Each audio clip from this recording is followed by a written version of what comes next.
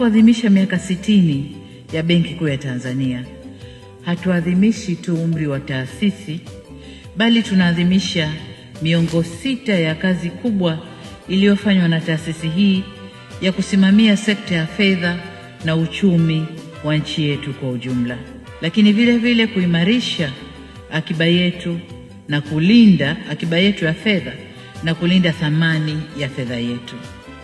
Hivyo miaka hii haipaswi kuhesabiwa kwa kalenda peke yake, bali inapaswa kupimwa kwa tathmini ya kina kuhusu utekelezaji wa majukumu ya msingi ya taasisi hii. Kipekee niwashukuru kwa tunzo mlionipa.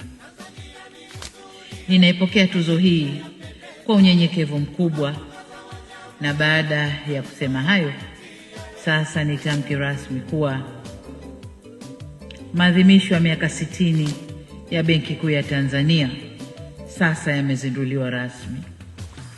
Tanzania ni nzuri, Tanzania yapendeza.